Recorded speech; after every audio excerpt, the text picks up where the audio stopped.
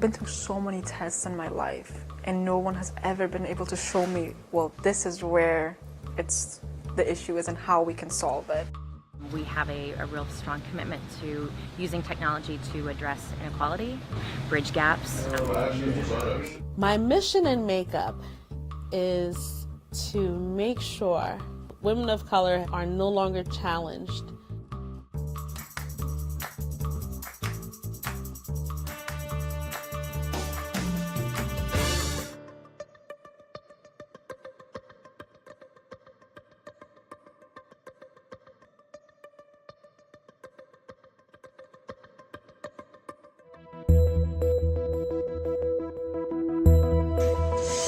We use automation and machine learning to engineer microbes, little single-cell creatures, to turn them into the chemical factories of the future, making novel molecules for industrial and health applications.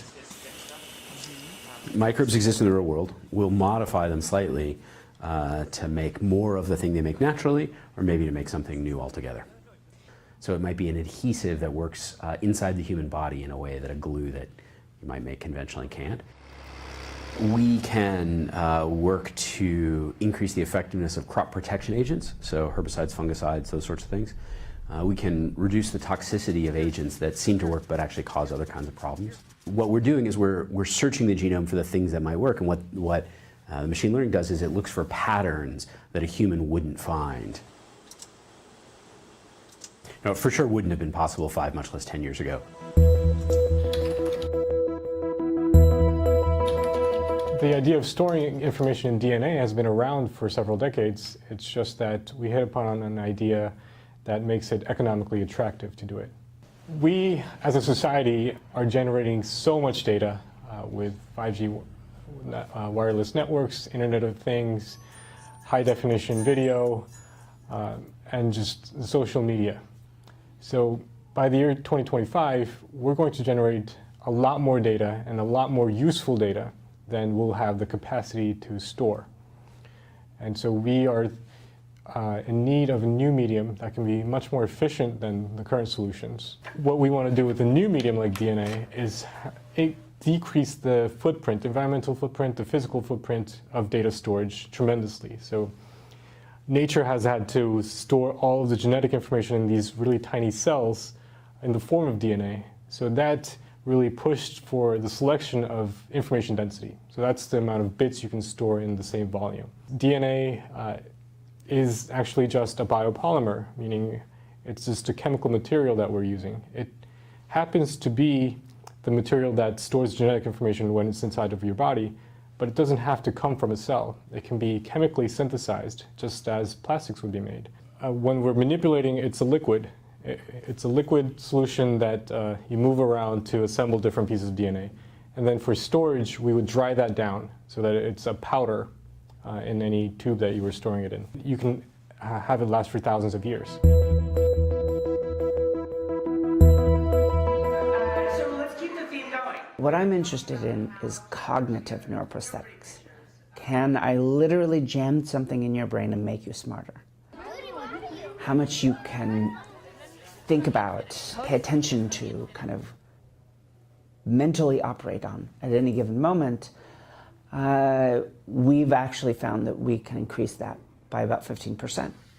What you'd find is the kids with the greater working memory span might earn as much as a whole grade higher in school, 15 to 30% greater income throughout their lifetimes. There are groups and labs out there that have been able to show, for example, that in that funny hat kind, the non-invasive technologies, they can increase people's honesty. They can modulate your preferences for experiences, taking a bland movie and suddenly making it something that you loved and you want to go back and see again. In a world of increasing technology, this is one possibility to keep us ever relevant. Is to find the best of who we are and combine it with the best of what we can build.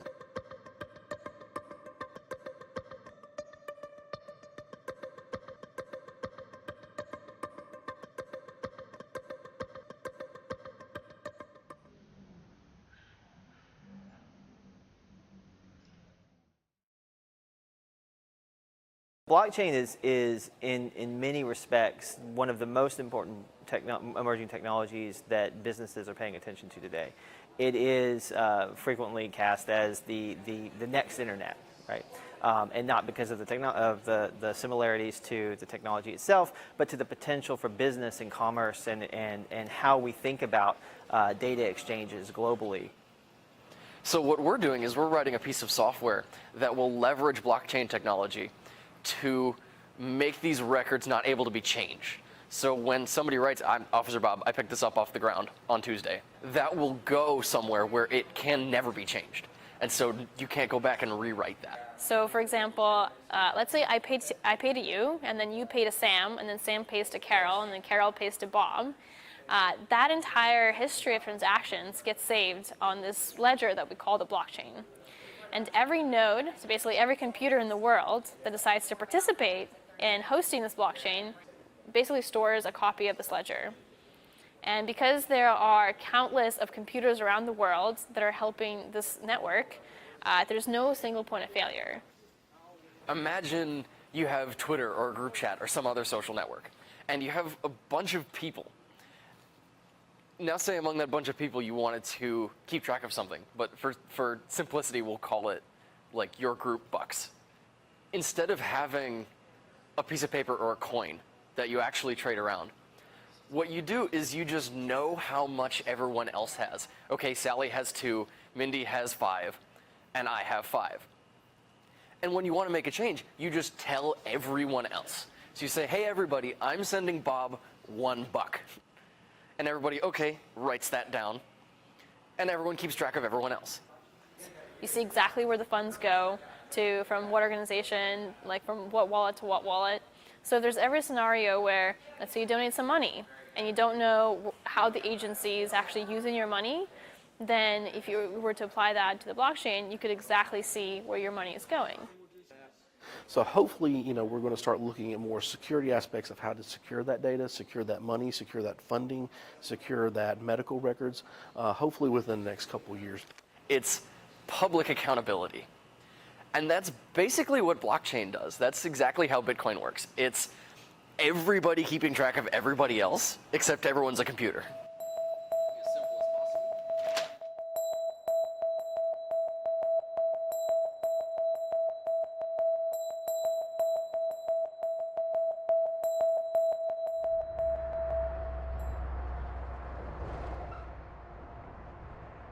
Indianapolis, Indy is a terrific city. It's on the cusp of what we're seeing as being sort of a tech boom. There's a lot of companies that have moved in, Salesforce being one of them. There's a lot of opportunity. There's a lot of hunger amongst those people that live in Indy, but also across the state to get into technological fields, to become developers and coders. For Indianapolis proper to be successful, we have to have the world's best coders and engineers, and they have to have the right type of experience. And let me tell you, the big universities used to train for that. They don't train for it today. We are really a great city. We have so much to offer that very often people don't know until they come here.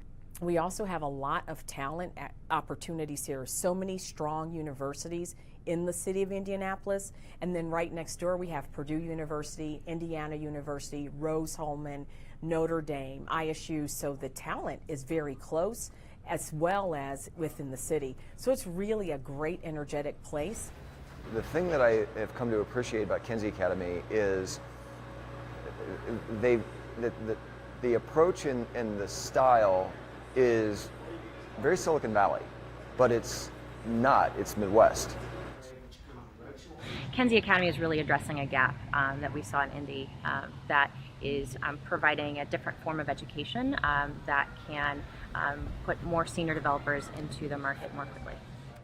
After I graduate Kinsey, I hope to take my skills and apply them in some type of healthcare discipline.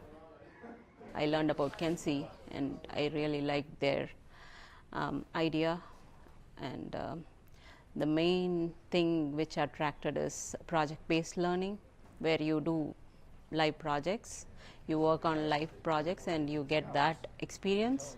We have really seen the role that technology has played in both accelerating certain communities and sort of decelerating other communities. And I think we have a real strong commitment to using technology to address inequality, using technology to bridge gaps. I think we've seen in the recent history of our country here that there is disparity, there is division, and really ultimately what Kenzie Academy is doing is trying to provide tech-forward education to communities that don't currently have access to it.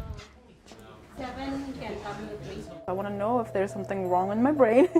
And I battled a lot of depression and anxiety growing up, so I want to see it. I was told I had a chemical imbalance. I was told a couple of different things. I'm kind of excited to see what it actually is.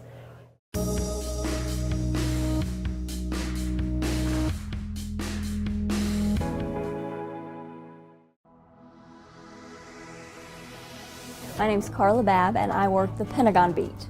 That access helps me to do better stories. Every day it's my responsibility to collect all of the defense news. It keeps our VOA viewers informed. I get to travel all across the globe. Anything that's defense related and how to protect and keep people safe, that's where I'll go. So it's never a dull moment at the Pentagon. My name is Carla Babb. This is my beat. I'm Patsy Widakuswara. I've been at VOA for 12 years. So almost 20 years ago, my friends and I from college, we started the first Indonesian Debating Society. We started debating internationally, and I found out that I liked it, and I'm pretty good at it. Debating paved the way for me to become a journalist because it was in one of these competitions where one of the judges, who's a big television producer in Indonesia, she saw me and then tracked me down after I graduated and offered me a job, and the rest is history. Between debating and journalism, there's a lot of similarity. You have to be able to look at an issue from different angles and then absorb the information and present it in the most effective manner. I like it here because I can be independent. Back home, there's censorship, first from the government, and then there's commercial pressures for ratings. But here, all we need to rely on is the VOA Charter, and I love my job. I can't imagine being anything other than a journalist.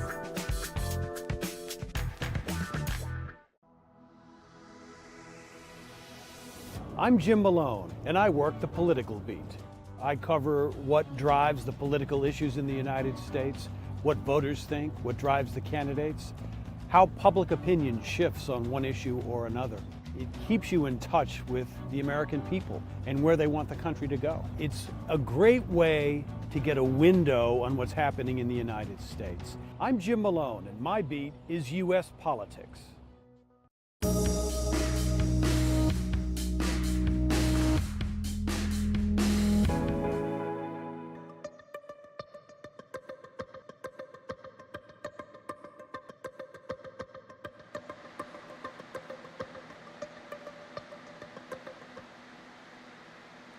SPECT is a functional scan. It tells you what areas of the brain work well and what areas are underactive, what areas might be working too hard. If you had a CT scan or an X-ray or an MRI, those are just snapshots. They're just like a quick picture of the anatomy, whether it be of the brain or the arm or the leg, and you have no good, clear idea of how that part of that imaging or how that part of the body is working. A CT scan of someone who's alive looks like the same CT scan if you do it on someone who's dead. So that's kind of a way to look at it, is the functional MRI or the functional SPECT scan tells you more about what is working well and what isn't. My name is Wendy, and I will be doing your brain scans while you're here at the Amen Clinic. Today we're going to do the concentration scan. I had a lot of issues that I was never properly diagnosed. I had seizures for a long time that randomly stopped when I came to the United States. So I want to know if there's something wrong in my brain. And I battled a lot of depression and anxiety growing up. So I want to see it. I was told I had a chemical imbalance. I was told a couple of different things. I'm kind of excited to see what it actually is.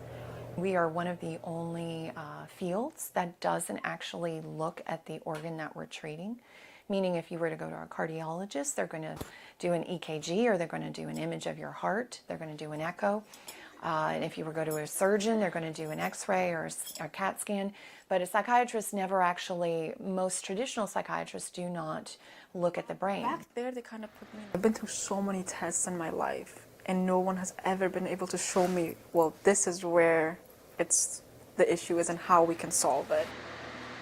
Some people who have depression have had a terrible brain injury that hasn't been diagnosed. Some people with depression have been exposed to toxins or chemicals that haven't been picked up yet. You can see this is what we're looking at on the outside of the brain. So this is just the cortex. You can see each picture is the same brain, just looking from different angles.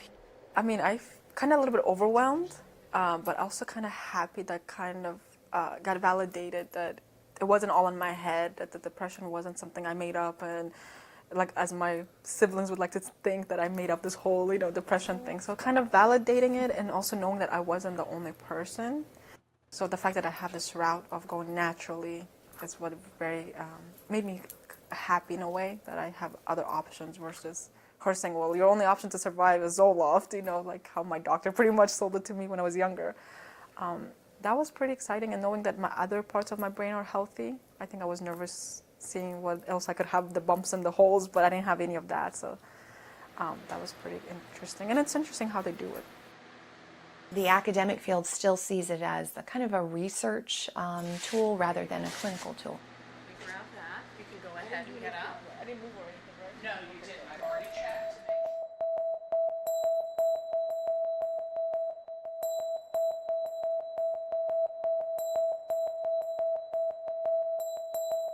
Crazy. Our company makes technology that makes fitness fun. I am the marketing associate at Blue Goji here in Austin, Texas. We have been making VR games that make you move, so what we call active VR. We have our Infinity treadmill that pairs with a VR headset. It was pretty cool. I think I did exercise in 3 minutes. You have much more motivation to actually get running and do something. That pushes your limits a little bit. Not just for 20 minutes running in a boring treadmill. It's much more fun. All right, there's one, and then there's a second one back here. So the belt keeps you centered as well as giving you that security. Since you're in VR, you can't see where your feet are going. So a lot of VR experiences cause motion sickness because there's a disconnect in the brain, just psychologically. You're moving in the game, but you're not moving in real life. And we have come up with a solution, Active VR. When you're moving on the treadmill and you're moving in the game, it mitigates that motion sickness, and you really get full immersion without all the negative side effects.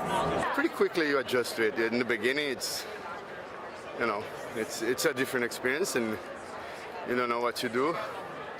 But, it takes 10 seconds to adjust. It does take some getting used to. It's funny, I don't get motion sickness easily, but I felt a little queasy at one point when I was out of control, so it's surprisingly realistic. All I could think of when I was doing it, if my wife was doing this, she would have been barfing all over because it's, it's interesting how the brain works. It's like going downhill, I felt like I was on a roller coaster. There's a bit of a learning curve for VR in general. I believe that the first time you do it is definitely going to be the most disorienting time, and then the more you do it, the more you get used to it, and there's a bit of a transition between going from the real world into the virtual world, and it just kind of takes a second for your brain to adjust to that. So the base price will be $12,000. That includes all of the hardware and all of the software. This is a prototype that we have here. It'll be ready officially early 2019, and we are in talks with high-end gyms, VR arcades, as well as rehabilitation centers and physical therapy centers. It's a lot more fun than a regular treadmill. Technology is like a very important tool. Like even very often it's also a very important part of inspiration.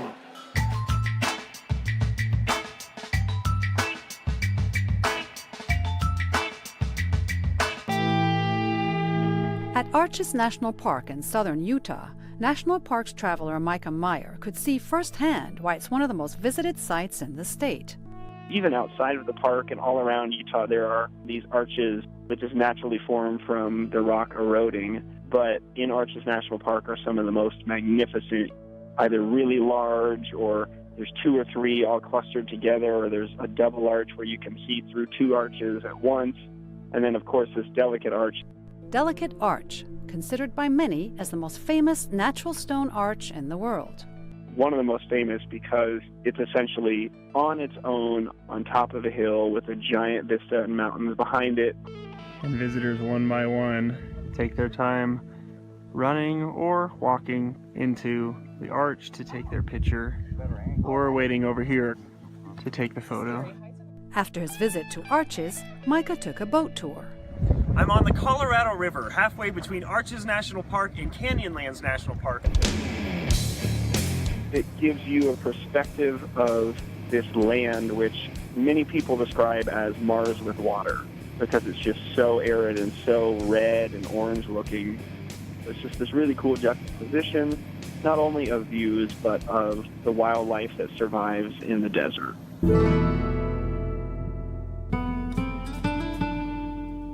But for Micah, what came next was the real highlight. Made it to the Island in the Sky portion of Canyonlands National Park just in time for sunset. This is where you're able to drive along a scenic road that takes you along all these incredible overlooks that give you expansive views of the canyon, of the rivers, and it's a wow moment. Julie Tabo, VOA News, Washington.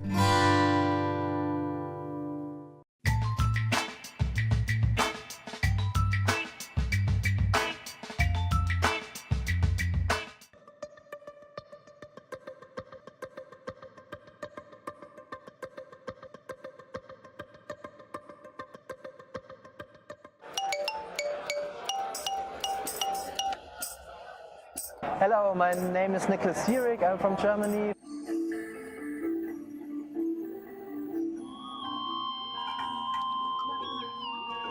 My name is Vico Beck, and I play in a band called Yoazino. Actually, we call it like a psychedelic robot orchestra. It's like a combination of acoustic instruments, but also like very trashy robot instruments. The center of the whole setup is a computer.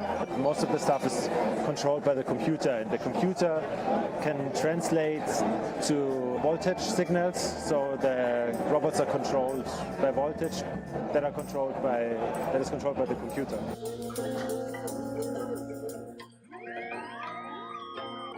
We are two drummers, but in this setup we mostly play keyboards and synthesizers.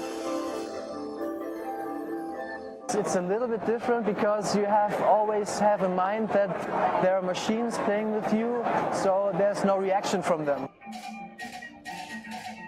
We are a little bit free in doing our stuff then, so we want to combine just like this electronic stuff together with some free improvising setup. Technology is like a very important tool. Like even very often it's also a very important part of inspiration. Technology that can help you to have ideas, and also the other way around. Like you have ideas and then you try to find technology. I think it's very connected in our music.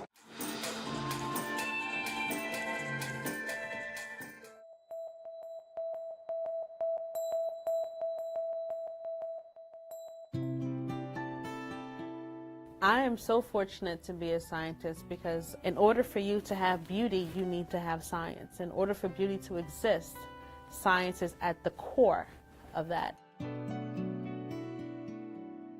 I grew up in a very interesting Haitian community. Coming from a Haitian family, it's you're either a doctor, a nurse, or something in the medical field.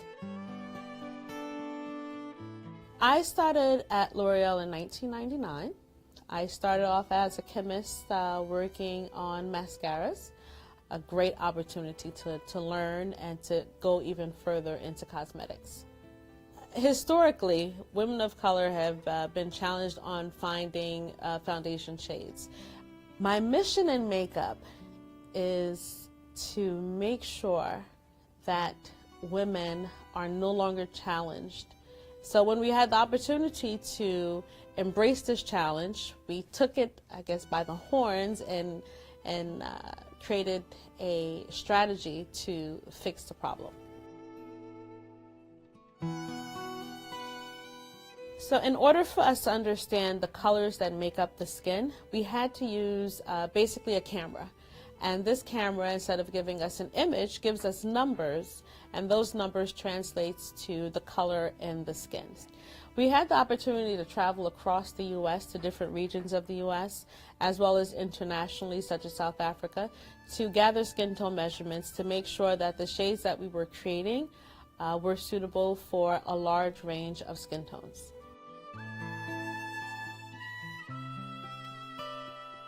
I think one of the great aha moments that we had in taking these skin tone measurements and understanding the colors that make up the skin is that women don't necessarily go blacker. They tend to go deeper in color. So what we found is that you can use a really special colorant called ultramarine blue. And ultramarine blue is a truly clean, vivid, bright, rich color that allows you to go deeper. But as you go deeper, you're still able to have a very natural color to the skin. We really felt a sense of satisfaction. We felt complete in a sense because we knew that we had found something that would allow us to give this natural look that so many women were looking for.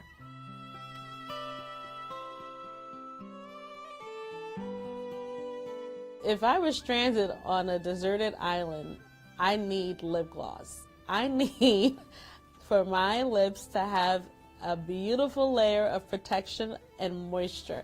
That is my go-to. If I have to have anything in the world, it's lip gloss. What makes me smile is knowing that I'm putting a smile onto someone else's face.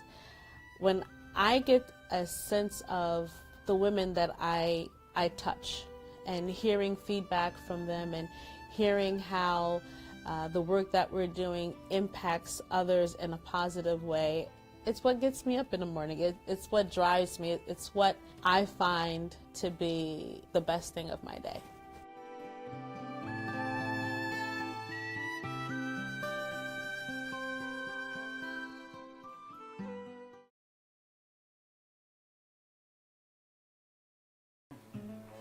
I guarantee you, down this road that I live on, there's probably 6, 7 people that have been touched, have children, or have had a family member die of addiction, just on my road.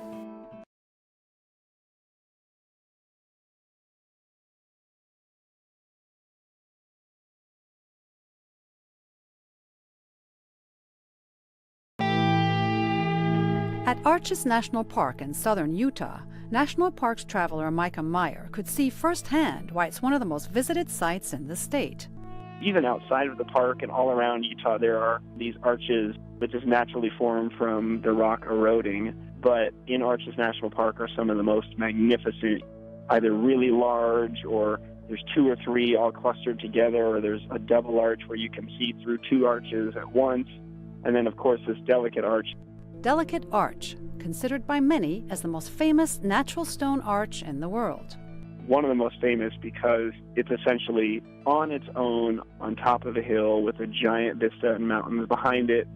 And visitors one by one take their time running or walking into the arch to take their picture, or waiting over here to take the photo. After his visit to Arches, Micah took a boat tour. I'm on the Colorado River, halfway between Arches National Park and Canyonlands National Park.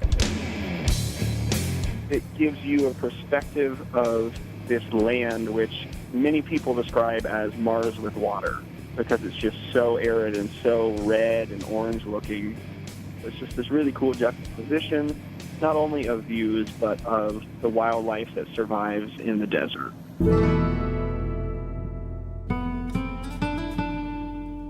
But for Micah, what came next was the real highlight.